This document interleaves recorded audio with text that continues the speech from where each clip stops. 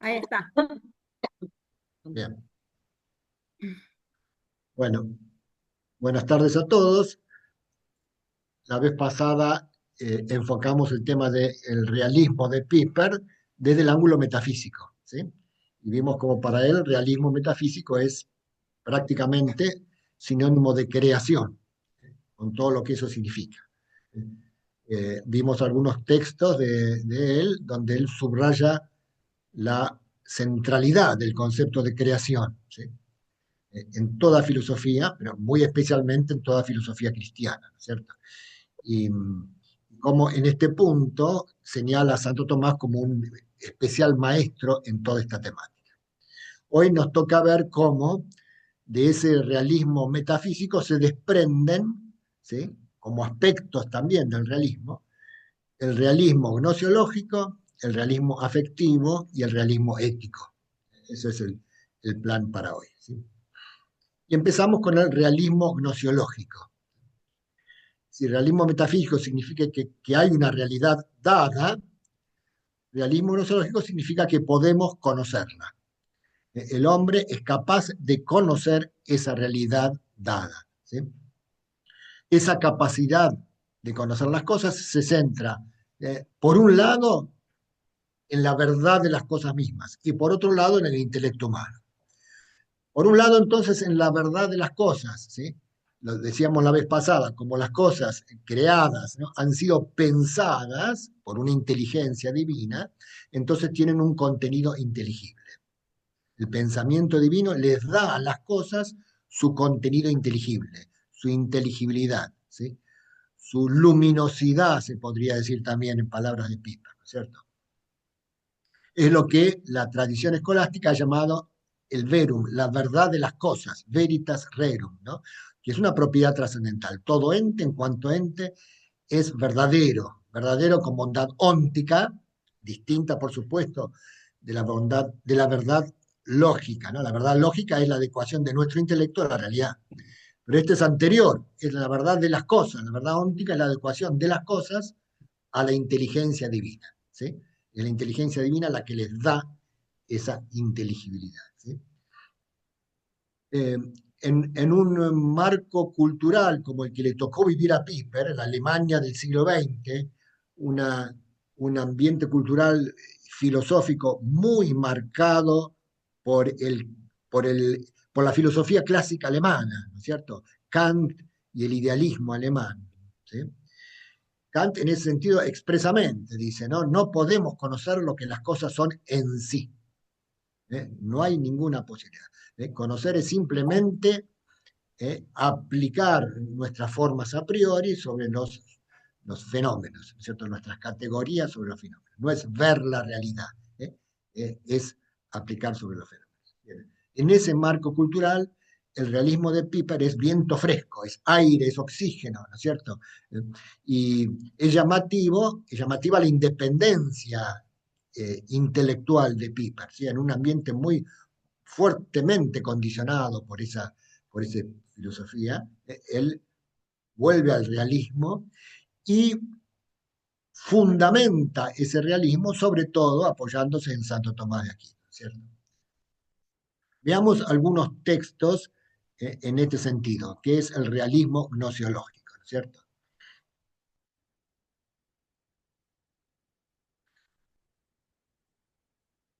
¿Se ven? Esta hoja después se las paso como la vez pasada, ¿no? Las cosas son accesibles a nuestro conocimiento por el hecho de haber salido de la mente de Dios. Como fruto de la mente divina, las cosas no solo tienen su esencia propia, no solo son para sí mismas, sino también una esencia o ser para nosotros. Las cosas poseen su inteligibilidad, su lucidez, luminosidad y diafanidad específicas por haberlas ideado Dios. Esta es una idea que Piper repite de muchas maneras, citando muchas veces a Santo Tomás, en los artículos que ya les mencioné la vez pasada, ¿no?, sobre creaturidad, por ejemplo, ¿no? O en el otro sobre la verdad de las cosas, ¿sí? Es una idea constante de él. Realismo gnosiológico. Del lado de las cosas, entonces, el fundamento que les podamos conocer es su verdad, su inteligibilidad.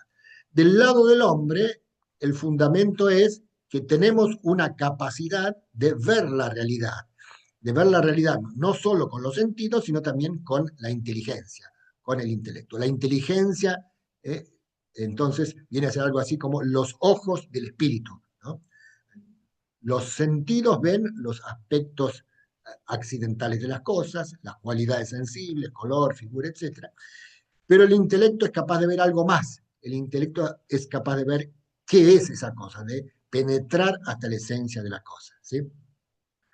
Piper cita muchas veces la frase de Santo Tomás: nuestro intelecto penetra hasta la esencia de las cosas, ¿sí? Entonces, eh, esa es la facultad intelectual del hombre. Y en este sentido, Piper apela a la distinción ya clásica, eh, en la filosofía griega primero y después en la escolástica latina también, entre dos funciones de nuestra inteligencia: intelecto y razón, intellectus y ratio, ¿cierto? Eh, el intelecto como visión intelectual, la razón como capacidad de discurrir, de deducir. Veamos el texto número 2, ¿no? La Edad Media distingue la razón como ratio de la razón como intellectus. La ratio es la facultad del pensar discursivo, del buscar e investigar, del abstraer, del precisar y concluir. El intellectus, en cambio, es el nombre de la razón en cuanto que es la facultad de simplex intuitus, de la simple visión, a la cual se ofrece lo verdadero como al ojo el paisaje. Ahora bien, la facultad cognoscitiva intelectual del hombre, y así lo entendieron los antiguos, es ambas cosas, ratio e intellectus. Y el conocer es una actuación conjunta de ambas. El camino del pensar discursivo está acompañado y entretejido por la visión comprobadora y sin esfuerzo del intellectus, el cual es una facultad del alma no activa, sino pasiva, o mejor dicho, receptiva. Una facultad cuya actividad consiste en recibir. Bueno, varias cosas acá. Primero, Piper lo dice claramente, ¿no? No se trata de dos facultades distintas, se trata de una única facultad, que podemos llamar inteligencia o razón, no importa, ¿eh? Pero que tiene dos funciones bien distintas, la de ver, y la de discurrir. Recordemos que intuición viene del latín, intuere, que significa literalmente ver. Por eso, Piper traduce simplex intuitus como simple visión, ¿sí? Efectivamente, la inteligencia primero ve, después a partir de lo que ve, discurre, es decir, pasa a otras verdades que están implícitas en ella, deduce algo de ellas, compara, etcétera, etcétera, ¿no? Y ese discurrir termina a su vez en una nueva visión. En la conclusión es una nueva visión, es un acto del intelecto, ¿no? Por eso el conocimiento humano, este, comprende ambas cosas, ¿no es cierto? Y exige la compañía, la acción conjunta de ambas cosas, ¿sí? Entonces, el conocimiento propiamente intelectual, es decir, del intellectus ahora, ¿no? Es un momento pasivo, pasivo en el sentido de receptivo, ¿no? Santo Tomás dice en la Suma, ¿no? Intelligere es quodam pati. Entender es un cierto padecer, se podría traducir, ¿no? Aclarando, ¿no? Que no es un padecer en el sentido de sufrir, ¿no? Ni en el sentido de eh, recibir algo, es un padecer en el sentido de simplemente de recibir algo que la hace pasar al acto, ¿no? Eso, en ese sentido. Es una operación del intelecto, ¿no? Por eso no es pura pasividad, pero es una operación que consiste en recibir, ¿sí? Bien. En Kant, que es siempre el contrapunto constante de Piper, tanto en el realismo gnoseológico como después vamos a ver también en el realismo ético, en Kant es justamente, es expresamente negado que en el hombre haya un intellectus en el sentido de una capacidad de intuición intelectual, de una capacidad de visión.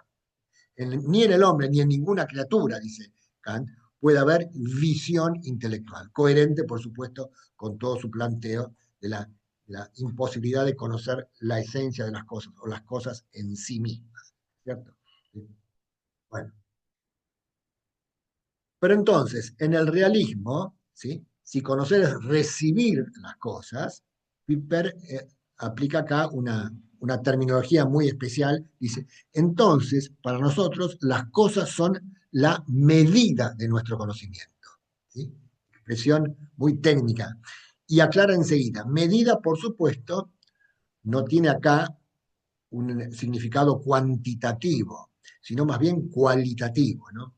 La medida significa la regla, significa el modelo al cual tiene que ajustarse nuestro conocimiento. Nuestro conocimiento debe ajustarse a la realidad de las cosas. ¿Sí? Y Piper, bueno, lo veíamos la vez pasada, ¿no? Subrayando esa relación dialógica, ¿no? Entre el intelecto divino y el intelecto humano, relación mediada por las cosas, dice, así como el intelecto divino es la medida de las cosas, así las cosas son la medida de nuestro intelecto, ¿cierto? En el realismo pasa eso justamente, son las cosas la medida, a ellas hay que ajustarse, ¿sí? Y bueno, y nuevamente acá, ¿no? La confrontación con Kant, ¿no? Justamente, Kant dice que su revolución copernicana consiste en invertir esto, ¿no? El intelecto no tiene que ajustarse a las cosas se tienen que ajustar a nuestro intelecto. Por eso la actitud, dice Kant, en el famoso segundo prólogo de la crítica de la razón pura, ¿no? La actitud de la razón no es de sometimiento a la realidad, sino al revés, ¿no? De regir sobre la realidad, ¿no? Es el texto siguiente que está tomado justamente de ese prólogo de Kant a la crítica de la razón pura, ¿no? La razón se presenta ante la naturaleza no a la manera de un escolar que deja al maestro decir cuanto le place, antes bien como verdadero juez que obliga a los testigos a responder a las preguntas que le dirigen. ¿Sí? Es decir, marca bien la diferencia entre la actitud realista y la actitud idealista o semi-idealista, si quieren llamar así, a la de Kant, ¿no? La actitud realista es dejarse informar por la realidad y por lo tanto esforzarse en ajustarse a ella, en una actitud receptiva. ¿Sí? Esta actitud receptiva, ¿sí? En cierto sentido de la palabra pasiva, Piper explica, no es que es no hacer nada, ¿sí? Eh, Exige todo un esfuerzo interior de concentración. ¿Para qué? Para que nuestra mirada sea pura, es decir, para que nada de nuestros intereses, de nuestros deseos, de nuestros prejuicios, interfiera ante la realidad, ¿eh? Y que podamos ver la realidad tal cual es, ¿sí? Dicho de otra manera, ¿no? En otros términos, la actitud tiene que ser la de un escuchar silencioso, ¿sí? Si la realidad nos habla, ¿no? Si en la realidad está el carácter verbal, ¿no? Que hace que sean palabras que nos hablan, ¿no? Entonces, para escucharla es necesario silencio. Es toda una actitud interior que hay que ir como entrenando, ¿no es cierto? Hay, hay que ir acostumbrando al intelecto a mirar la realidad y a no dejarse influir, insisto, ¿no? Por los deseos, por los miedos, por las pasiones, por los intereses, por los prejuicios, etcétera, que siempre serían una interferencia en la realidad. ¿Sí? En otras palabras, ¿sí? En otras palabras, se exige una actitud de apertura y entrega a la realidad, contraria a la actitud esa de control de la realidad, del juez que tiene que controlar y juzgar la realidad típica del idealismo. Vamos al texto tercero. ¿Sí?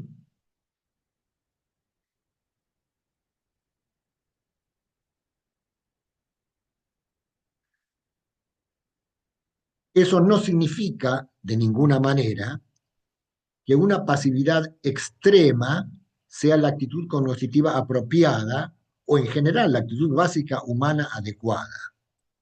En primer lugar, requiere una inusitada actividad de la voluntad, dejarse determinar únicamente por lo real al conocer, ser objetivo al juzgar, hacerse callar a uno mismo y volverse invisible y así obligarse a poder percibir. De ese modo, recuperamos el sentido de lo que significa la objetividad en la percepción de la realidad real y de que hay y debe haber algo así como una ascesis del conocer. Muy linda expresión, ¿no? Una ascesis del conocer. Ascética, ¿no? Ascesis en griego es entrenamiento, ¿sí? Así como el deportista se entrena para poder desarrollar al máximo su capacidad, ¿sí? También el conocedor tiene que entrenarse, ¿sí? Para que su inteligencia sea capaz de absorber la realidad, mirar, escuchar en esa obediencia a la realidad, ¿sí? Que significa el realismo. ¿Sí? Bien. Paso siguiente. Este tipo de conocimiento, ya, no el de los sentidos, sino el del intelecto, es una visión, es un conocimiento ya de nivel espiritual. ¿Sí? ¿Y qué significa espiritual? Y acá Piper desarrolla una tesis muy original, no sé, poco conocida. En general, uno entiende que una cosa es espiritual cuando es inmaterial, cuando es incorpórea, no es corpórea. No está mal, dice Piper, pero no es lo definitivo. Lo definitivo de la espiritualidad es la apertura a la totalidad. ¿Sí? Así dice Piper. Veámoslo en el mismo texto, ahora es el número 4, ¿no es cierto? No, Pepper dice que es no solo una idea de él, ¿no? Sino que es la idea toda la tradición filosófica de Occidente, que ha entendido el poder de conocimiento espiritual, e incluso lo ha definido directamente, como el poder de ponerse en relación con la totalidad de las cosas existentes. Ya digo que esto no se ha pensado como simple característica, sino como determinación esencial del mismo, como definición. Según su esencia, el espíritu no está determinado tanto por el rasgo de su incorporeidad como por ser primariamente fuerza de relación orientada a la totalidad del ser. En el orden del conocimiento, esa orientación a la totalidad del ser es el intelecto, ¿sí? Y en el orden de la voluntad, justamente esa apertura a la totalidad, esa apertura a todo, al bien total, ¿sí? Este, porque ambas son, tanto inteligencia como voluntad, son facultades espirituales, ¿sí? Entonces están determinadas para esa característica esencial, que es apertura a la totalidad.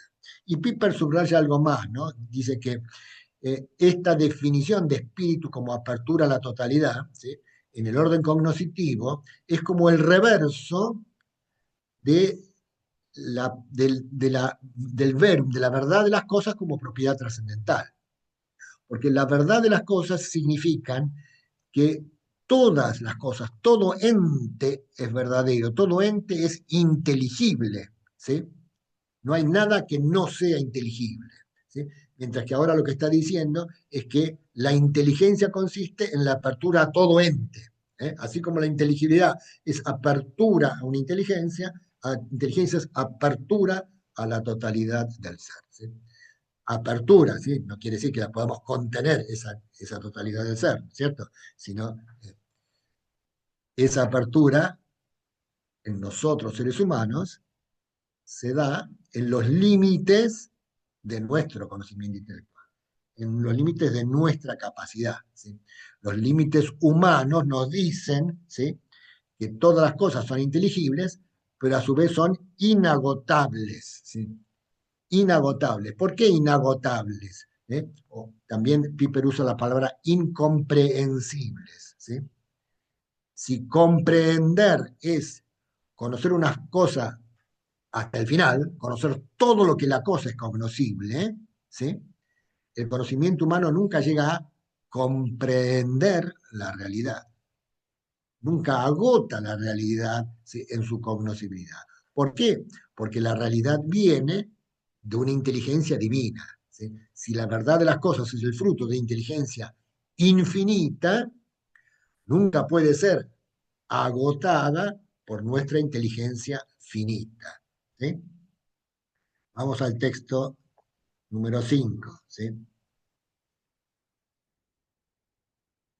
Las cosas son cognoscibles porque son criaturas, pero al mismo tiempo hay que decir que por ser criaturas son insondables para la facultad humana de conocimiento, que no llega a comprender hasta el fondo el proyecto de las cosas que anida en el logos creador, por cuya virtud, sin embargo, ellas gozan de la diafanidad. Así se comprende aquella formulación de Santo Tomás que encuentra en él mismo varias modulaciones, pero que rara vez aparece en los manuales de la escuela que declara seguirlo. Rerum essentiae sunt nobis ignotae. Las esencias de las cosas nos son desconocidas. ¿Eh? Hay varias citas de Santo Tomás en ese sentido. ¿Sí? Nunca llegamos a comprenderlas, a agotarlas, a definirlas totalmente. ¿Eh? En algún texto Santo Tomás dice que ni la esencia de una mosca podemos nosotros comprender totalmente. Es decir, definirla. Si la verdadera definición, la más propia, según la lógica, es por género próximo y diferencia específica, nosotros no conocemos la diferencia específica de las cosas naturales. ¿Sí? Por eso, para definir una cosa natural, tenemos que juntar muchas diferencias secundarias, ¿sí? Hasta lograr delimitar ese ser. ¿Cómo definimos un perro? Es un animal, género próximo, pero ¿cuál es la diferencia específica? ¿En qué consiste la perreidad? Y no lo captamos, ¿no es cierto?, intelectualmente. Entonces decimos, bueno, es un animal mamífero, vertebrado, cuadrúpedo, que ladra, ¿no es cierto? Si juntamos una serie de propiedades, ¿sí?, que actúan a modo de diferencia, pero que no son la diferencia específica. En ese sentido, ¿no? Nunca captamos totalmente las esencias de las cosas, insisto, porque provienen de una inteligencia infinita. Eso hace que para nosotros siempre haya un fondo como de misterio, ¿no? De insondable. Misterio que proviene, ¿no? Es decir, proviene de que, no de que las cosas sean oscuras, sino de que hay en ellas demasiada luz para nuestro intelecto. Interesante, algo que ya vio Aristóteles también, ¿eh? Aristóteles sin haber llegado a una idea explícita de creación, ¿no? Sin embargo, en eso entendió que hay una luz como infinita en el fondo de las cosas. Y por eso él comparaba a nuestra inteligencia, la inteligencia humana, al ave nocturna, ¿no? A la lechuza.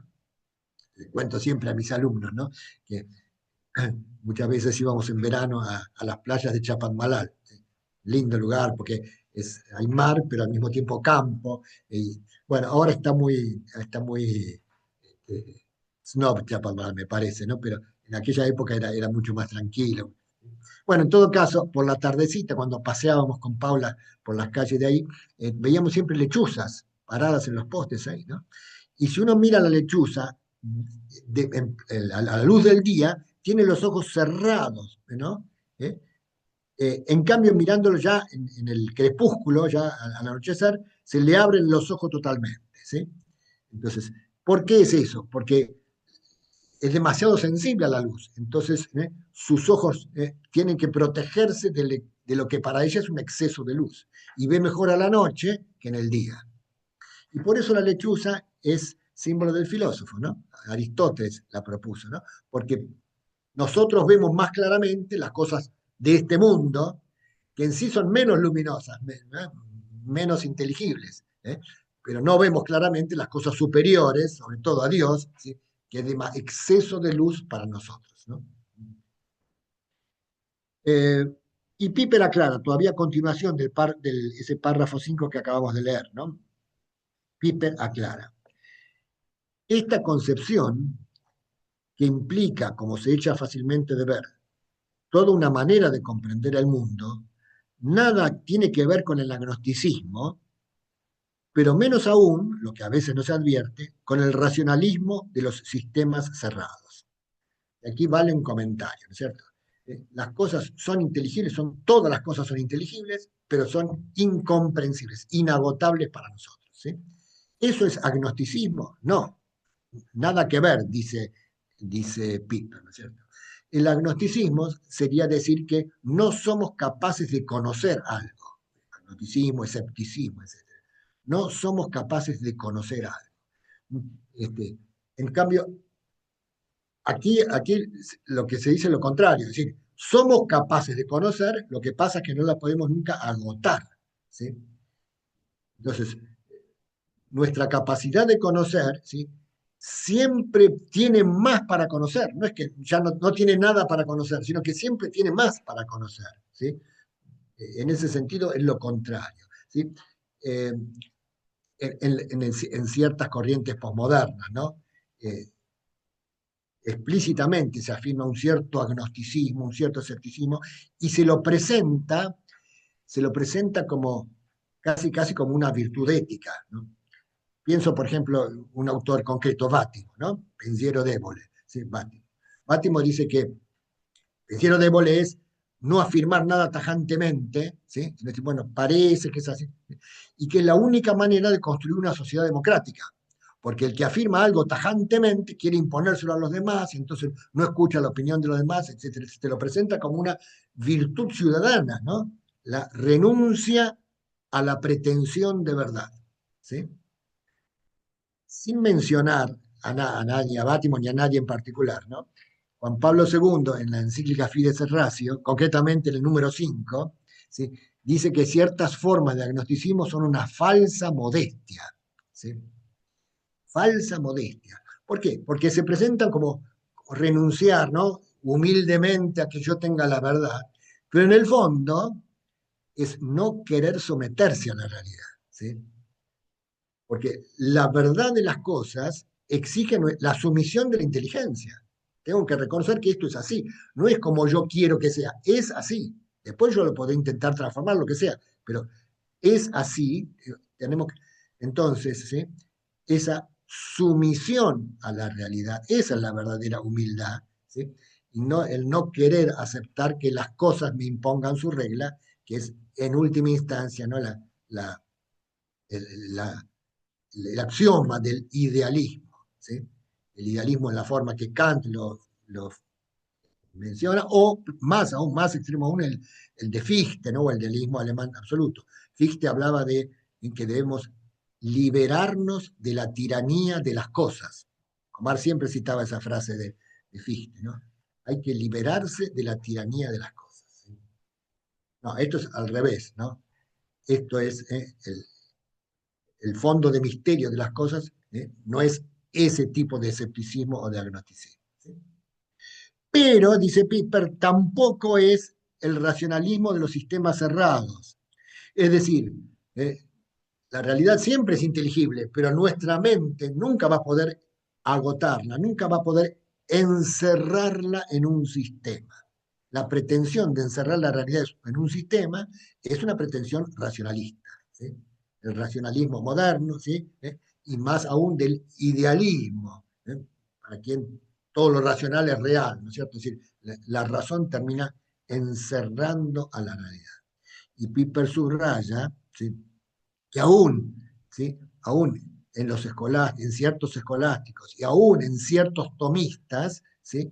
Pareciera no haberse entendido este aspecto, ¿no es cierto? Cierto tomismo aparece como una especie de sistema cerrado que pretende agotar toda la realidad, ¿sí? Y Piper permanentemente pone en guardia con respecto a esa tentación, ¿sí? De querer encerrar toda la realidad en nuestros esquemas mentales, en nuestro pensamiento. Bien, hasta ahí vamos, ¿sí? Realismo gnosiológico. Al realismo gnosiológico le sigue lo que podríamos llamar un realismo afectivo. ¿Sí? ¿Qué significa realismo afectivo? A ver, realismo metafísico, hay una realidad dada. Realismo gnosiológico, podemos conocerla. ¿Sí? Realismo afectivo, nuestra afectividad es la respuesta a un bien conocido, a un bien percibido. ¿Sí? la afectividad humana es algo así como la sensibilidad, ¿sí?, de nuestro corazón, de nuestra voluntad, concretamente de nuestro apetito espiritual, la sensibilidad ante el bien objetivo. Así como en las cosas hay un verum, que es lo que la inteligencia capta, en las cosas también hay un bonum, un bien, un valor, ¿sí?, que es lo que la voluntad, el apetito, ¿sí?, percibe, lo hace estremecer. Conste que la afectividad no es el conocimiento de la bondad de las cosas, ¿no? No es la percepción de la bondad de las cosas, sino es la reacción interior ante algo que se percibe como bueno, ¿sí? En ese sentido, el realismo clásico distingue, ¿no?, en, entonces, en las facultades del hombre, tanto a nivel sensible como espiritual, las facultades cognoscitivas de las facultades apetitivas, ¿sí? En el orden superior, espiritual, las facultades cognitivas es el intelecto, ¿sí?, las facultades apetitivas, la facultad apetitiva es la voluntad. Pero en el apetito hay siempre como dos momentos que podríamos describir como el momento afectivo y el momento tendencial. El momento afectivo es ese estar afectado, quedar afectado. Algo se me presentó como un valor, como un bien. No me deja indiferente, me afecta. Lo vivencio como algo bueno, ¿sí? En el lenguaje escolástico se utiliza la palabra amor en su sentido lato, es decir, amplísimo, como esta primera respuesta del apetito ante algo que es percibido como bueno, ¿sí? Amor es eso, ¿sí? Vivenciar algo como bueno, estar afectado, ¿no?, por la bondad de la cosa, ¿sí? El momento tendencial, entonces, sigue a eso, ¿eh? Es el deseo, como es bueno, lo deseo, tiendo hacia eso, ¿cierto? ¿Eh? Podemos distinguir los dos momentos, ¿cierto? Por supuesto, con una cierta continuidad y unidad, ¿sí? Pero distinguibles entre sí. Curiosamente, o no curiosamente, ¿sí?, en castellano, igual que en otros idiomas, en latín mismo, a los dos los podemos expresar con un mismo verbo, querer. Porque el verbo querer, ¿sí?, latín volo, con V corta, de donde viene voluntas, voluntad, ¿no? El verbo querer se aplica tanto a lo afectivo como a lo tendencial. Te quiero mucho, quiero a alguien, ¿sí? Quiero a alguien, ¿sí? Lo amo, hay querer significa amar, ¿sí? Quiero esta cosa, la quiero, ¿sí? Es deseo tendencial. Querer entonces incluye los dos momentos, el afectivo y el tendencial. Porque los dos responden a una misma y única facultad, la voluntad. Estamos muy acostumbrados a entender la voluntad solo en el segundo sentido, ¿sí? Y poco en el primero. De ese primer sentido, este, eh, hay interesantísimos textos de Santo Tomás que Alberto Berro, mi colega y amigo, estudió, que tiene un libro casi escrito, no publicado, pero que alguna vez esperemos que lo llegue a publicar, ¿cierto? La voluntad como facultad afectiva y no solo efectiva o tendencial, ¿sí? Bueno, entonces, el realismo afectivo sería reconocer que el sentimiento, llámese amor o como quiera llamarse, es la respuesta a una realidad percibida como bien, ¿sí? Es decir, tiene como polo objetivo el bien o valor de la cosa. Contra esto, frente a esto, ¿sí?, está, por ejemplo, el inmanentismo afectivo propio de un cierto romanticismo, ¿sí? Hay un cierto romanticismo que entiende el sentimiento como algo así, como pura espontaneidad, como me atrevo a decir usando una expresión biológica, como secreción interna, ¿sí? Algo que, así que brota de adentro sin explicación alguna, sin sentido alguno, ¿no? Eso es un sentimiento como pura. Entonces, inmanentismo, porque no termina en un objeto real, ¿sí?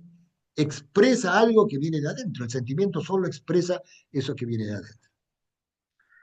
Permítame contar una experiencia personal. Hace algunos años yo daba en la carrera de psicología de la UCA, daba un seminario sobre amor humano y sexualidad. Amor y sexualidad. Y tratábamos de llevar al seminario textos sobre todo de psicólogos o de autores actuales sobre esos temas. ¿No es cierto? Eh, y uno de los textos que comentaba es el libro de Fromm, El arte de amar. Fromm es un autor nada que ver con nosotros, es de origen judío, formado en la escuela de Frankfurt, el marxismo, neomarxismo de la escuela de Frankfurt, y en el freudismo, en el psicoanálisis freudiano, así que, sí, digamos, su fuente, pero emigrado a Estados Unidos digamos, por la persecución nazi, ¿sí? Instalado ahí en su consultorio, es capaz digamos, de interpretar, ver bien e interpretar bien su experiencia de consultorio, ¿cierto? Y tiene cosas muy interesantes, ¿no? No digo completas, pero cosas muy... Por ejemplo, en El arte de amar, el libro casi al principio dice, ¿no? ¿Sí? El amor no es un sentimiento al cual uno se pueda abandonar. Es decir, no es algo que simplemente a uno le pasa, y así como le pasó, entonces, bueno, se le puede ir, ¿sí? Le pasa, puede, ¿no? Es decir, eh, el amor exige toda una actitud, un esfuerzo interior de realización, ¿no? Ciertas virtudes interiores, etcétera, ¿cierto? Interesante como idea. Y usaba yo también en ese mismo seminario un texto de un orientador familiar norteamericano, Gary Chapman, ¿sí? No es un académico, sino más bien un hombre, digamos, del mundo práctico, ¿no? De orientador familiar, ¿sí? Y en un librito tiene una página que se llama Del enamoramiento al amor maduro. ¿Cómo pasar del enamoramiento al amor maduro? Dice ahí Chapman que, bueno, normalmente nuestro amor conyugal suele empezar con un enamoramiento. El enamoramiento es una etapa en la cual uno queda como, dice él, como choqueado emocionalmente, ¿no? Es como una euforia emocional, en cual todas nuestras facultades quedan como obsesionadas, ¿sí? Por la persona amada. Y entonces eh, estoy en el colectivo y pienso en ella, y estoy en las clases y escribo su nombre en mis apuntes, no sé. Es decir, es esa especie de obsesión emocional que me atrapa, ¿sí? Y él dice, ¿sí? En ese estado, entonces uno no termina de ver completamente a la otra persona. Y mi amigo me dice, ojo, mira que te hizo eso. No, dejate de jorobar, si uno no, no, hasta que, ¿sí? Pasado un cierto lapso y madurada la relación, se llega al momento crítico, dice él, ¿no? En que uno de repente descubre que el otro es otro, ¿sí? Que el otro es realmente otro. Y entonces hay dos posibilidades ahí, ¿no es cierto? O romper y dice, no, no, entonces no, se quebró la magia del enamoramiento, entonces abandono y busco otra, o aguantar así. Y, y dice él, ninguna de las dos son buenas posibilidades. La verdadera alternativa es transformar el enamoramiento en amor maduro, ¿sí? ¿Y cómo se hace eso? Y dice, con realismo, con inteligencia, es decir, dándome cuenta que el otro es otro, que tiene sus cualidades, que tiene sus defectos como yo tengo los míos, ¿sí? Pero que podemos, ¿no? Mutuamente alcanzar, ¿no? Un acuerdo y una convivencia madura, ¿sí? En la que ese enamorarse se transforma en amor maduro, en amor realista, ¿sí? Bueno, interesante como para meditarlo más, ¿no? Eso entonces es en cuanto al realismo afectivo. De ese realismo afectivo surgen muchas cosas, ¿no es cierto? Por ejemplo, el tratadito de Piper sobre el amor, que es una joya, ¿no? ¿Eh? Amar es como decir interiormente, qué bueno que existas. Es el asentimiento, es la aprobación de algo que se ve como bueno, ¿no? Y la fiesta es como, otro tema de Piper, ¿no? Es como ese asentimiento universal a la realidad vista como buena. Fiesta es ese momento en el cual, ¿no?, las tareas cotidianas, las necesidades del momento se suspenden, ¿sí? La atención a las necesidades del momento se suspende para gozar de ese asentimiento universal a lo que es bueno. Bueno, etcétera. Realismo afectivo. No es un tema tan desarrollado por él, tan explícitamente sistematizado por él, pero es muy importante, y es muy importante sobre todo porque es la base del realismo ético. Realismo ético. ¿Sí? Esto es fundamental en Piper, ¿sí? Realismo ético. ¿Sí? Hay una realidad dada, la puedo conocer, mi afectividad es una respuesta a esa realidad dada, pero el bien que se presenta en la realidad tiene que ser la regla de mi acción moral, de mi conducta moral.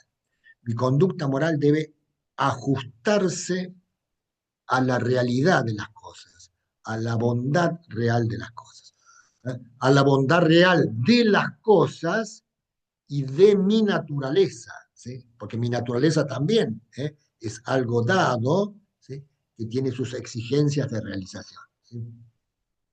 Eh, este realismo ético es esa iluminación que Piper cuenta en su autobiografía, que tuvo en aquellos encuentros con Guardini en Rottenfels. Uno de los encuentros, él dice que tuvo esa especie de iluminación, que eh, concluyó él formulándola en esa frase que es el punto de partida de lo que va a ser su tesis doctoral después, ¿no? Todo deber ser se funda en el ser.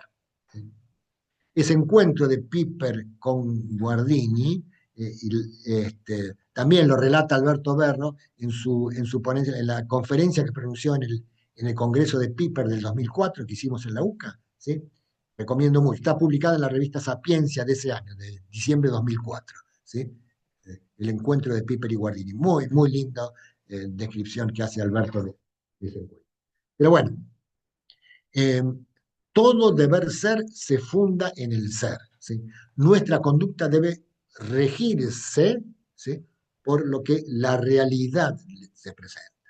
Y este es el tema de su tesis doctoral, y este es el comienzo, el primer párrafo de su tesis doctoral que vamos a ver ahora en los textos, ¿sí?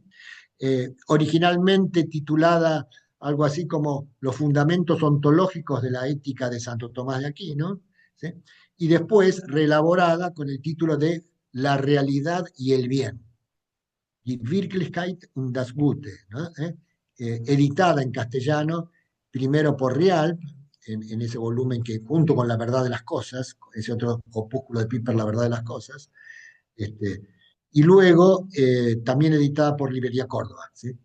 Los dos textos, La verdad de las cosas y La realidad y el bien, ¿sí? Vamos al primero de los textos, el número 6 del realismo. Todo deber se funda en el ser. La realidad es el fundamento de lo ético. El bien es lo conforme a la realidad. Quien quiere conocer y obrar el bien debe dirigir su mirada al mundo objetivo del ser, no a la propia intención, ni a la conciencia, ni a los valores, entre comillas, ni a ideales y modelos establecidos por uno mismo. Debe prescindir de su propio acto y mirar la realidad. Esto es realismo ético. El realismo como criterio que debe regir nuestra conducta moral, ¿es cierto? Es, en el fondo, eh, es como su versión, ¿sí?, la propia versión que hace Piper de el Ordo Amoris de San Agustín, ¿sí? ¿Qué es el Ordo Amoris de San Agustín? Para San Agustín, toda la moral consiste en amar las cosas según su justo valor, ni más ni menos de lo que realmente valen. Las cosas valen, todas las cosas valen, porque todas las cosas son buenas, el bonum como trascendental, ¿no? Y todas las cosas son bien, buenas porque vienen del amor de Dios, ¿sí? Entonces, ¿sí?, como todo es bueno con diferencias y con jerarquía. Hay cosas más buenas y menos buenas. El orden del amor es amar a las cosas según su justo grado de bondad, según su valor. ¿Sí? Acá estamos en otra manera de decir lo mismo. ¿Sí? Mirar a la realidad y ver lo que hay de bondad en esa realidad. ¿Sí? Entonces, entonces, así como eh, la realidad es la medida de nuestro conocimiento, ese conocimiento de la realidad tiene que ser la medida de nuestro actuar, de nuestro obrar moral, dice Piper, ¿cierto? El texto número 7, ¿no? La razón no sería la medida del obrar si no recibiera anteriormente su medida de la realidad objetiva. Y se podría agregar, y la realidad objetiva no sería la medida de nuestro conocimiento si ella no fuera a su vez medida por el pensamiento divino. El pensamiento divino, el pensamiento creador es la medida de la verdad de las cosas. La verdad de las cosas es la medida de nuestro conocimiento intelectual. Y nuestra inteligencia, Piper dice, haciéndose práctica, es decir, mirando hacia la acción que hay que realizar, la misma inteligencia, ¿no? Que teóricamente recibe su forma de las cosas, pero ahora mira hacia la acción que hay que realizar, esa inteligencia práctica es la medida de nuestro obrar moral. ¿Sí? Y esa inteligencia práctica, midiendo nuestro obrar moral, se perfecciona con la virtud de la prudencia. ¿Sí? La dependencia de la prudencia que tienen el querer y el obrar consiste en que el dictamen de la prudencia es la medida de la acción moral concreta de la voluntad. ¿Sí? Entonces, ese es el planteo realista de la moral cristiana. ¿Sí? También acá hay, digamos, el punto de confrontación es Kant, ¿no? Kant dice expresamente, yo no debo hacer una cosa porque la cosa sea buena, la realidad no me manda. ¿Eh? Eh, el espíritu humano tiene que ser autónomo, él se da su propio. ¿Eh? Entonces, las cosas son buenas porque yo debo hacerlas. El deber es anterior a la bondad de las cosas. El deber es un a priori que brota de la razón, ¿sí? Y que rige mi actuar. ¿Sí? Y es él el que hace buenas las cosas, y no las cosas buenas las que hacen buenas mi acción. ¿Cierto? Claro, uno podría pensar, pero eso puede terminar en un relativismo total. ¿Sí? ¿Sí? Si el deber es un a priori de la razón, pero Kant dice no, no, no es un a priori de mi razón individual, de mi razón empírica, ¿no? Es un a priori de la razón trascendental. ¿Sí? Es la razón trascendental la que me impone el deber, ¿sí? Y que yo puedo formular a través del imperativo categórico, etcétera, etcétera. Es esa razón trascendental que está a un paso del idealismo absoluto, ¿no? Pero en todo caso, en lo que ahora quiero centrarme, ¿no? No es la realidad la medida de mi acción moral, ¿no? Es mi deber el que hace que la realidad sea buena. Eso en Kant. Bueno, sería muy interesante, ahora no me puedo extender mucho, porque, pero Scheller, que es una reacción contra Kant, ¿sí? Scheller, justamente para salir de ese formalismo kantiano, sostiene la ética material de los valores, material no materialista, ¿no? Sino los valores como realidades objetivas, ¿sí? Que rigen mi actuar. Pero esos valores de Scheller, ¿no? No se fundan en el ser de las cosas, no es la bondad ontológica de las cosas. ¿Sí? Entonces, por eso la mención de Piper a los valores, supongo yo, ¿no? Presupone atrás una concepción de los valores entendidos como independientes del ser de las cosas, ¿no? Como son los valores schlerianos y de otros autores similares. Bueno, cierro ese pequeño paréntesis, pero entonces voy al punto central, ¿no? Entonces, ¿sí? ¿Qué son las normas morales? Las normas morales son las exigencias objetivas de nuestra naturaleza para realizarse bien, ¿sí? Nuestra naturaleza, somos criaturas, tenemos una naturaleza dada. Esa naturaleza tiene ciertas exigencias para realizarse bien. Entonces, ciertas cosas objetivas son bienes para nosotros, es decir, son tan perfectas en lo suyo que pueden perfeccionarme en cualquier orden, ¿no es cierto? Desde el aire, que necesito, que es bueno, es un valor para mí porque necesito para respirar, hasta el alimento y una temperatura adecuada, etcétera, cosas que mi cuerpo necesita para crecer, hasta los valores espirituales superiores, ¿no es cierto? El respeto al otro, el respeto a la propiedad, ¿no es cierto? El respeto a los padres, el respeto a la vida humana, es decir, todas esas otras cosas que hacen crecer el espíritu, porque son las exigencias que nuestro espíritu tiene para crecer, ¿sí?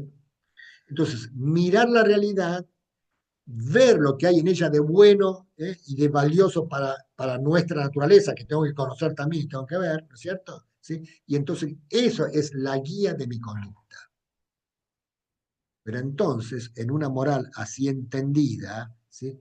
El camino de la moral es el camino hacia la propia realización, es el camino hacia el propio perfeccionamiento. No es cumplir una orden que viene extrínsecamente por un capricho, aunque fuera, aunque fuera por un capricho divino, ¿no es cierto? Dios tendría derecho siquiera a imponernos cosas, ¿eh? Digamos que el ocamismo es un poco eso, ¿no? Dios es mi creador, entonces Él puede imponerme lo que Él se le ocurra. La moral, en esa perspectiva voluntarista, es Dios lo manda, yo tengo que obedecer, ¿sí? En Kant, el Dios de Occam es transformado en el deber, ¿no? La razón trascendental. ¿Sí? Pero siempre es no las exigencias internas de mi naturaleza. En la moral realista son las exigencias de mi naturaleza las que tienen que regir mi actuar moral. Y por eso el actuar moral coincide con el camino a la propia realización y, en última instancia, también a la propia felicidad. ¿Sí? No son dos caminos distintos. ¿Sí? O la felicidad o el deber o el placer. No, no. A la larga, ¿sí?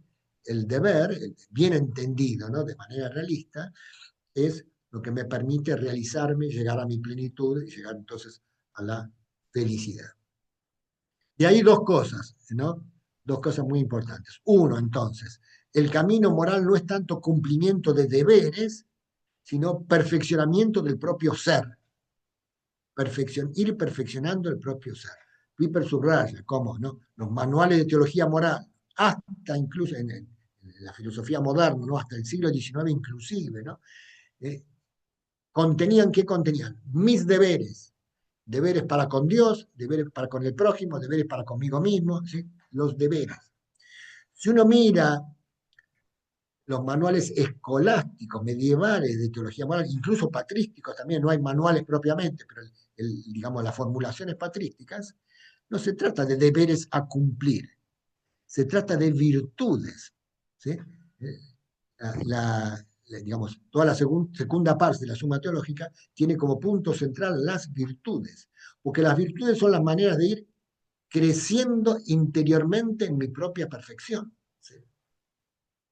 Entonces, no es acciones que cumplan deberes, sino un actuar que me vaya perfeccionando, que me vaya haciendo crecer en mi propio ser.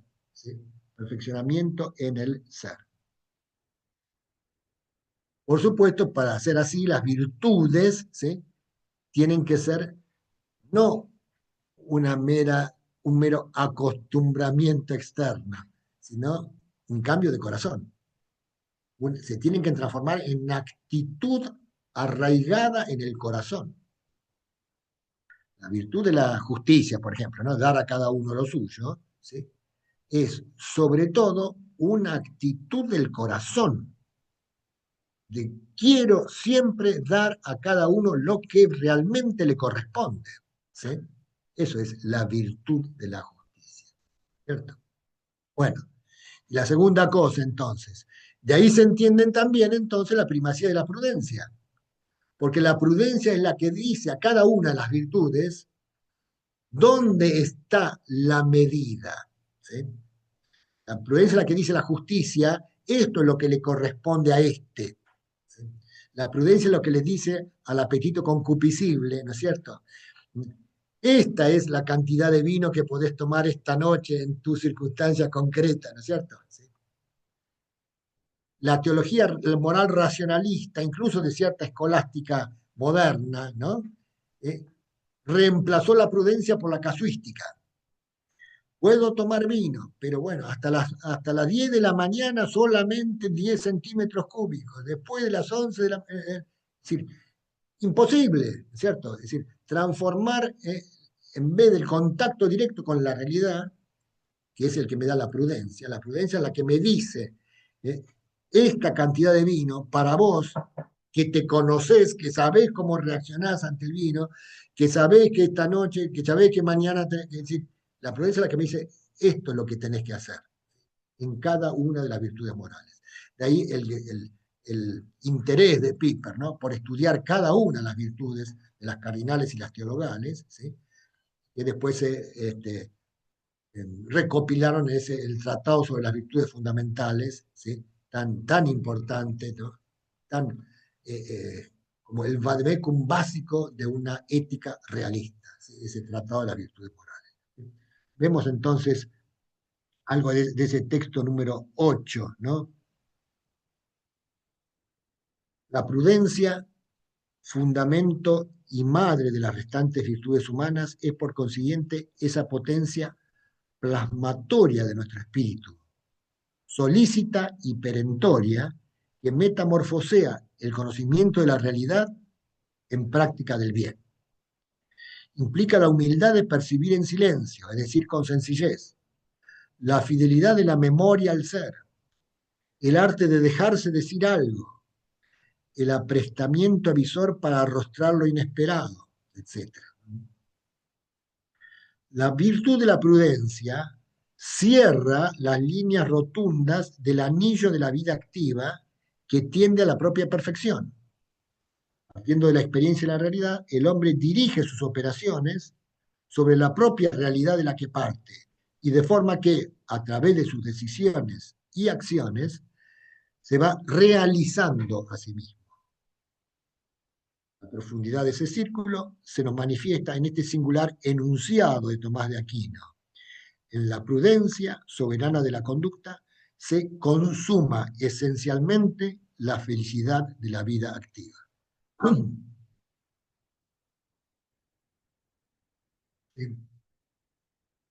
Porque la prudencia es la virtud de la inteligencia, en cuanto práctica, ¿sí? Que recibiendo de la inteligencia teórica, que es ella misma, ¿no?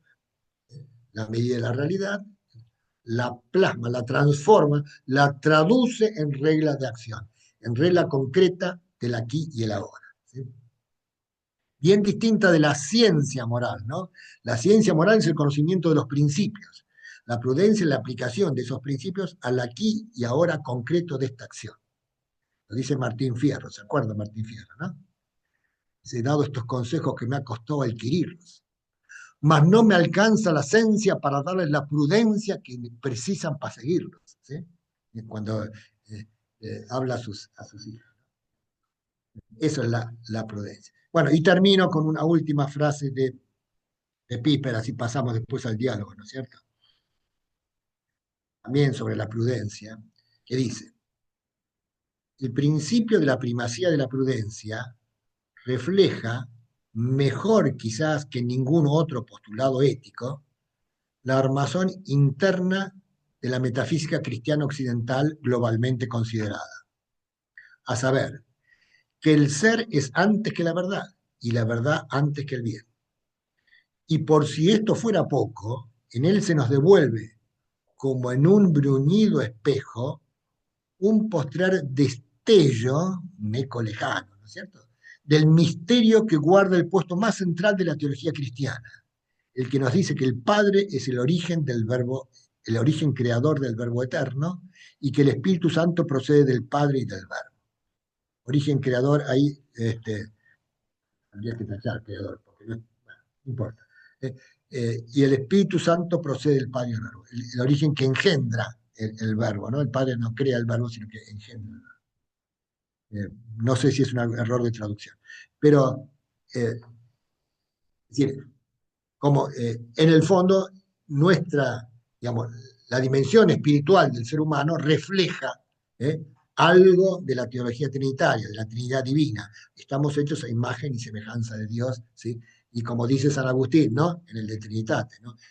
La mejor imagen de la Trinidad divina que tenemos nosotros es la imagen interior, ¿sí? De nuestro conocimiento, de nuestro ser, nuestro conocimiento y nuestro amor.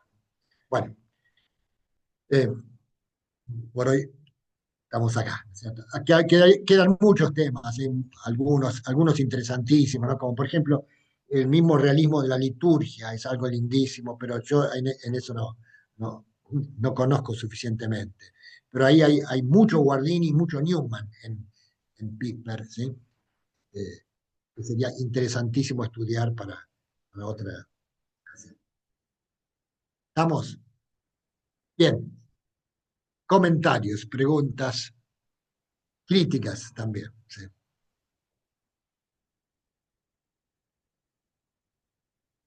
Hablen ahora un poco ustedes.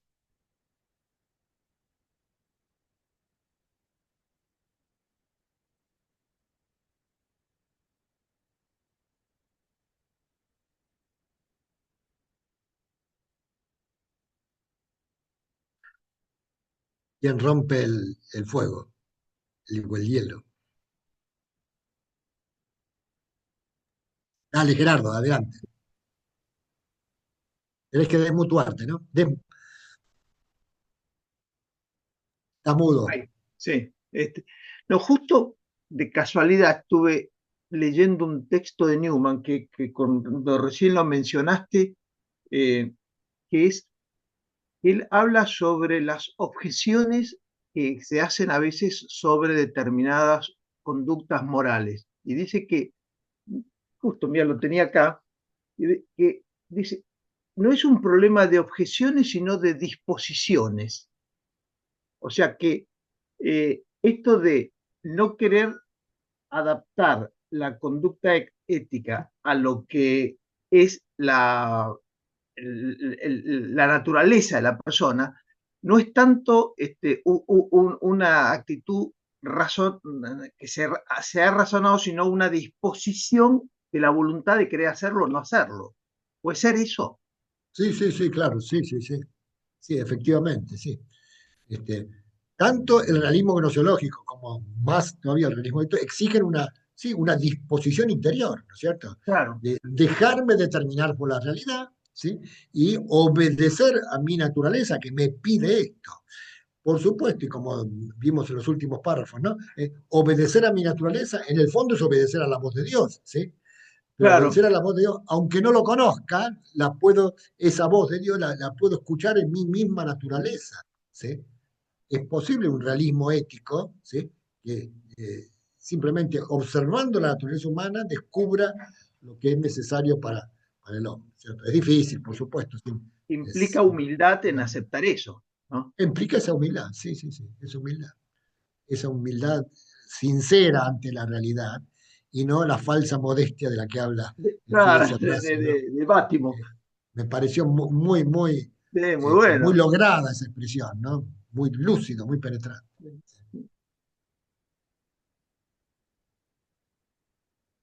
Se ha sumado una alumna. Muy bien, bienvenida, Grace. ¿Cómo estás?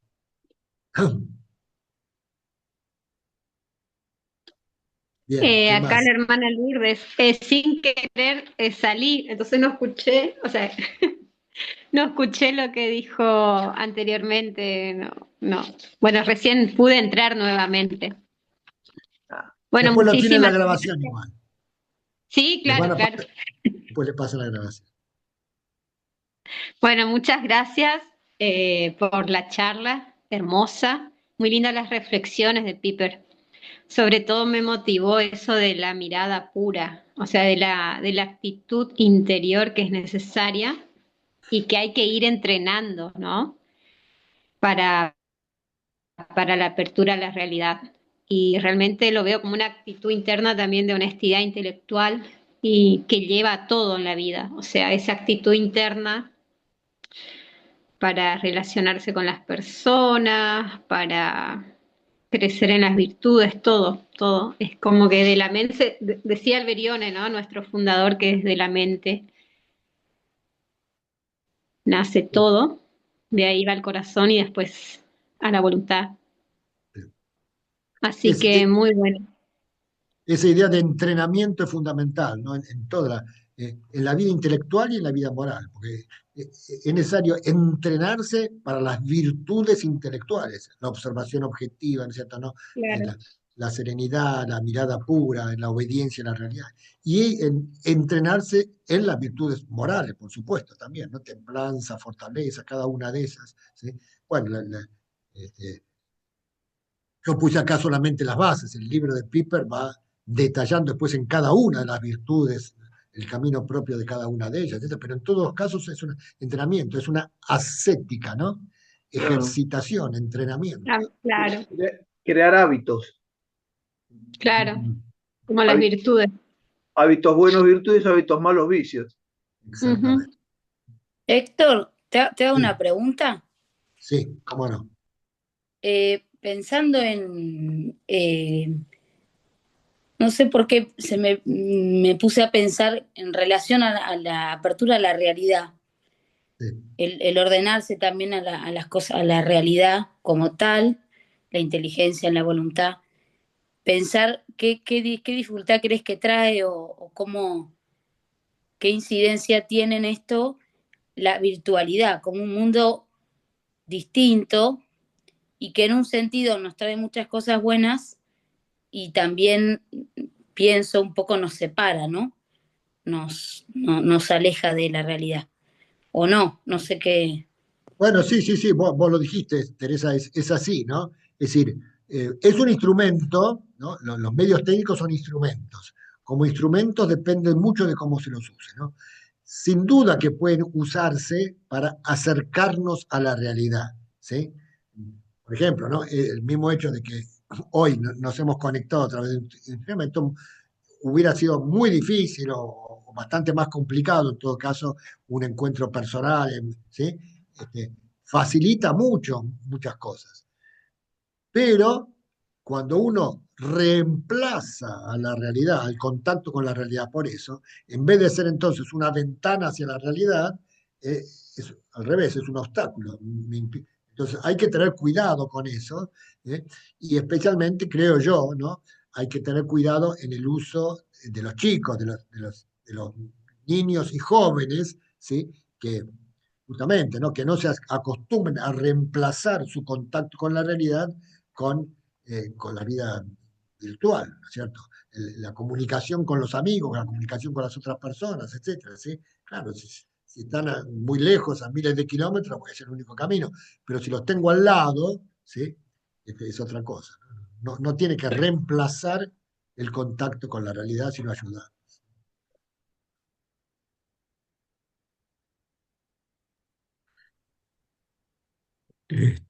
Muchas gracias, Héctor, por esta música tan bien ejecutada. Qué lindo.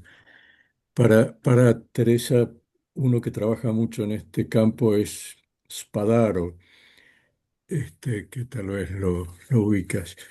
Y me llamó la atención tu caminada por el simple, simplex intuitus, eh, más el discurrir de la ratio que resulta en un nuevo intuitus. Y ese es el esquema de la hermenéutica que es mi clase de mañana, que es un simplex intuitus dicho en alemán, un discurrir dicho en algún otro idioma y luego una cosa que redondea más profunda.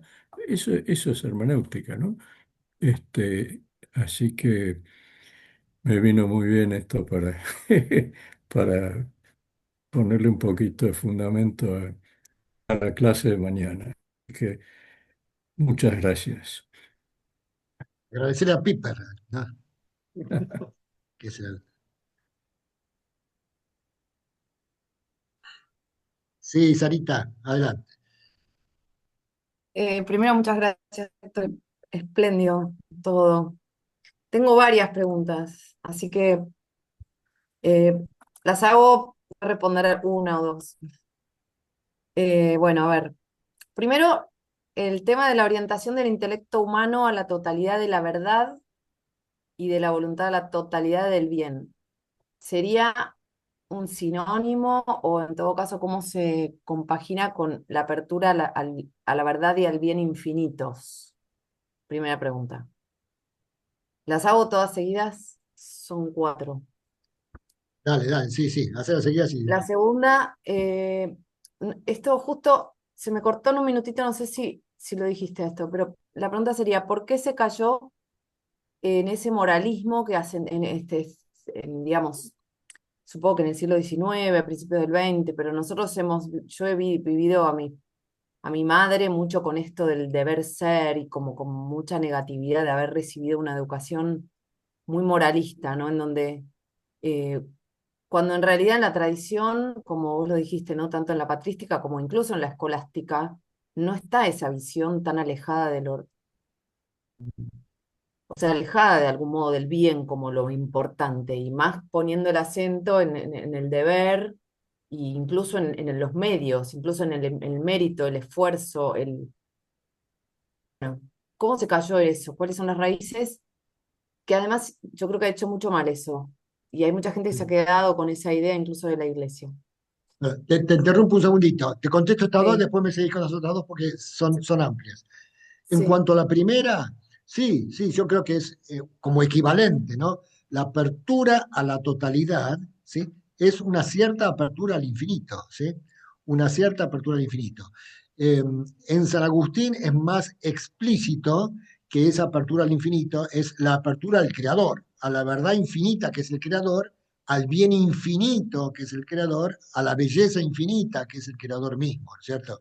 Eh, es decir, el corazón humano hecho por Dios no se puede saciar con menos de eso, ¿sí? Eh, eh, Acá es más explícita en San Agustín, ¿no? La existencia de ese infinito como fin objetivo. Piper subraya más bien digamos, la capacidad, la apertura hacia eso, ¿no es cierto? Pero sí, sí, sin ninguna duda están en la misma línea, por decir así, ¿no? Una es explicitación y despliegue de la otra. Eso por un lado. En segundo lugar, ese convertir la moral en cumplimiento, ese moralismo rígido, etcétera, es mentalidad racionalista, ¿sí? El racionalismo moderno, que se tradujo en la ética, sobre todo, bueno, uno de los grandes autores es Kant. Kant es uno de los autores que convirtió eso, ¿no? En el moralismo rigorista, ¿sí? Y ese kantismo entró mucho en la educación cristiana también, en la educación en medios cristianos. Eh, digamos que lavado un poco, o mejor dicho, reemplazando, ¿no? Esa razón trascendental, lo que quiera, por un Dios todopoderoso que tiene, como decía con Occam, ¿no? Que tiene derecho a mandarme, y entonces que la moral consiste en cumplir eso, ¿no? Eso penetró mucho en la moral cristiana, ¿sí? No en la moral, no sé cómo decirte, en la moral cristiana verdadera, ¿no? Sino en la concreta forma de enseñar la moral de muchos cristianos, ¿no? Que durante el siglo XIX y buena parte del XX, ¿sí? Por lo menos primera mitad del XX, todavía era muy, muy fuerte, ¿no? Y que no es la tradición cristiana ni patrística, ni escolástica, ni nada, ¿no? Al respecto, es muy iluminadora una, una frase del maestro de Piper, Guardini, de Romano Guardini, ¿no? En el libro que en castellano está editado como Una ética para nuestro tiempo. En el prólogo, Guardini dice: hemos convertido la moral en una doctrina de lo prohibido. Reducir la moral a no hacer esto, a no ser, cuando la moral es la búsqueda del bien, ¿sí? Y trae un texto lindísimo de Platón, ¿sí? Que es como una ilustración de eso. Así que bueno, Eso un poco con respecto a la segunda pregunta. ¿Cuáles son las otras dos? Dale. No, en realidad una ya la junté con la otra, me queda una sola. El tema del intellectus y ratio, Sí, y la aplicación hoy en día yo veo en la educación en concreto, muchas veces acentuado, o sea, un poco olvidado, bastante olvidado, el tema del objetivo del ver intelectual y del llegar a la contemplación, y un poco inconsciente por parte, a veces, seguramente, pero hay mucho funcionalismo, mucho proceso, mucho proyecto, como activismo, de algún modo como si se aprendiera mucho en la construcción a través de las cosas que se hacen, que tiene una parte de verdad, pero para mí tiene este otro error que no sé qué pensás al respecto. sí, sí, sí, sí. A ver, cuando se piensa en formación intelectual, muchas veces se piensa primero y principalmente en la matemática. Me encanta la matemática, me gustaba mucho, me iba muy bien en matemática y está muy bien que se le dé un lugar importante en la educación. Pero es una parte nada más, ¿no es cierto? La matemática. Eh, eh, la otra parte está justamente, ¿no? La mirada de la realidad, lo cual supone en el educador ser capaz de despertar el interés del alumno y mostrar la riqueza de la realidad, ¿sí? Para generar en él la actitud contemplativa, ¿sí? Porque la actitud contemplativa se genera cuando uno ve en la realidad algo digno de contemplar, ¿sí? Me acuerdo que Comar siempre decía, ¿no? Los chicos de jardín de infantes, le mostrás una hormiguita que va por el camino, que va llevando un ojo y les interesa y todo los interesa y se entusiasman y qué sé yo. Ese mismo chico llega a quinto año y ya no le interesa nada. ¿Qué pasó en el medio? Y Comar decía, Destruimos. pasamos nosotros educadores. ¿Sí? Sí, hay algo de eso, ¿no es cierto? Es decir, cuando el educador no sabe transmitir el entusiasmo de la cosa real, ¿no es cierto? Porque las cosas reales son interesantes. La biología es interesante, la historia también es interesante, ¿no es cierto? Cuando uno la sabe explicar, ¿no? Y no simplemente trata de hechos, fechas y lugares, ¿no es cierto? La geografía es interesante porque, puede decir, cualquier ciencia puede hacerse interesante, pero si el educador, ¿no? Él no tiene interés, ¿no? No está entusiasmado con los que enseña, ¿cómo va a entusiasmar a los alumnos? Entonces, es muy importante eso y creo que es clave para generar, sí, esa actitud contemplativa ante la realidad, ¿sí? El mismo hecho de ese constructivismo, de pensar todo como construcción, que yo, bueno, es lo contrario de la actitud contemplativa, ¿sí? Es una especie de activismo que Comar lo repetía siempre, es intrínsecamente ateo, ¿no? Es decir, porque es no ver una realidad dada, llena de valor y de sentido, lo cual, por supuesto, no quita para nada, ¿no? La responsabilidad del ser humano en completar, en actuar en la realidad, transformar el mundo al servicio del hombre, etcétera, etcétera, todo, pero que supone previamente el reconocimiento de una realidad dada, rica, hermosa inclusive, ¿no? Este, para contemplar. Muchísimas gracias.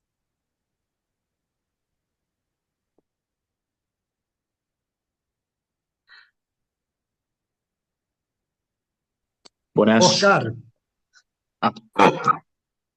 Sí, sí, ya te dejo, Gonzalo, un segundito para... Hola, Sarita.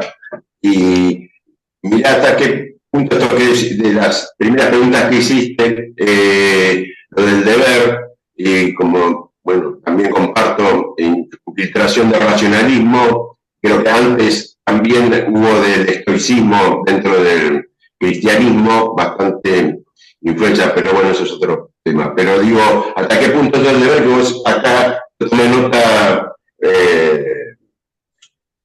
Héctor, donde una cita de Santo Tomás que no la leíste, que dice, la prudencia se consuma esencialmente, en la prudencia se consuma esencialmente la felicidad de la vida activa. O sea, esencialmente se da, ¿sí? O sea, se cumple, ¿sí?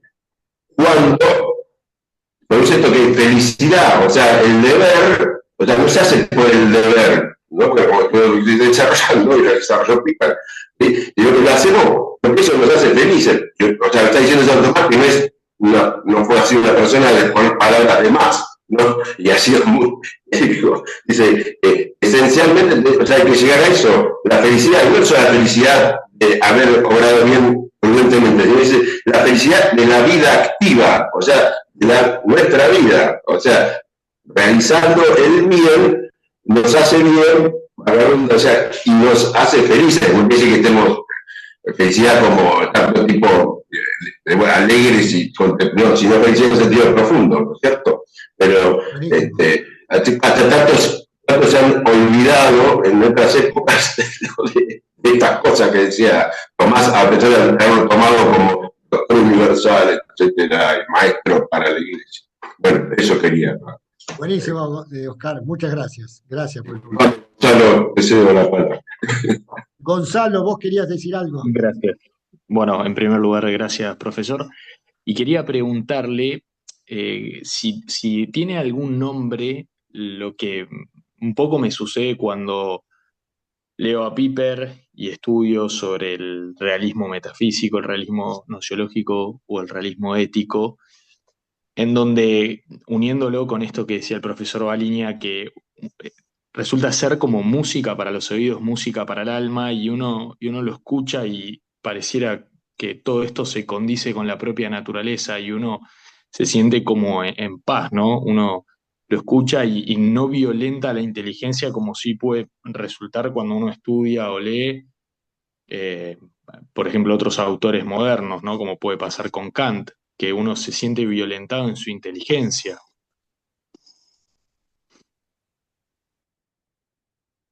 ¿Cortó? No. Ah, perdón.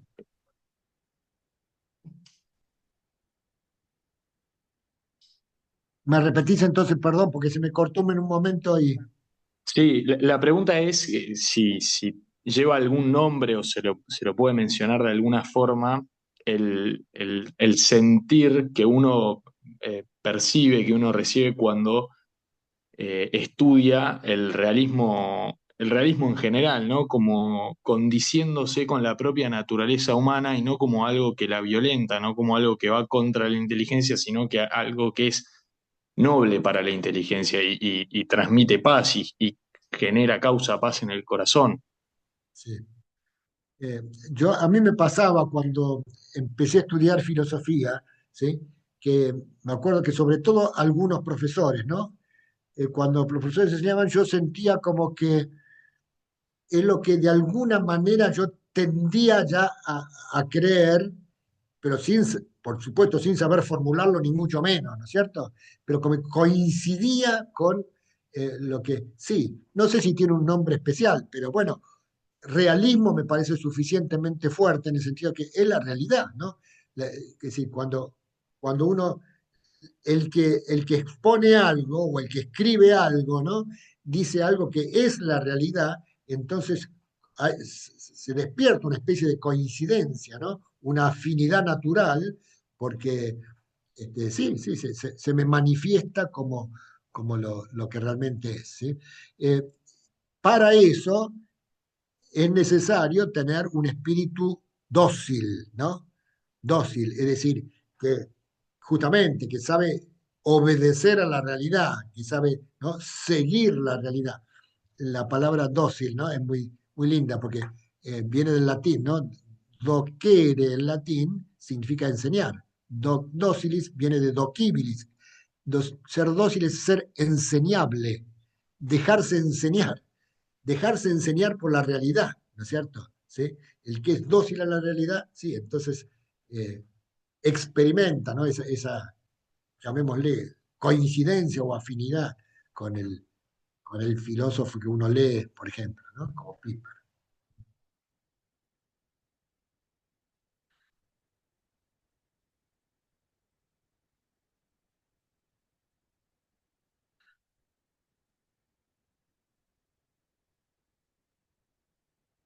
Bueno, bueno, algo más. Les agradezco mucho la paciencia que han tenido, ¿sí? En estas dos charlas, ¿sí? Como igual que la otra vez, María les va a mandar entonces el video y los textos que leímos hoy de Piper, ¿eh? Más que la Que les vaya muy paciencia, bien. Héctor, muchísimas gracias porque es maravilloso. Realmente, como dijo Gonzalo, creo que te recompone el espíritu escuchar esto. Bueno, Muchísimas chao, gracias, Héctor. chao, Muchas hasta gracias por luego. estas buenas A ver, clases. Magda quiere hacer una pregunta. Ah, perdón. No, quiero agradecer y decir que casi gusto a poco. Ah, bueno. Claro. Tiene que ser así, ¿no? Tiene que ser así, porque tiene que dar ganas de leer a Piper. Si algún objetivo busqué es eso, ¿no? Despertar en ustedes las ganas de leer a Piper, que la verdad es un autor que vale la pena, ¿no? No tiene desperdicio, ¿sí? Las obras de él no tienen desperdicio. ¿Eh? Las recomiendo vivamente, ¿sí? Vamos Héctor, a releer. Sí. Héctor, si tuvieras que recomendar para alguien que quiere introducirse a Piper, ¿qué le dirías?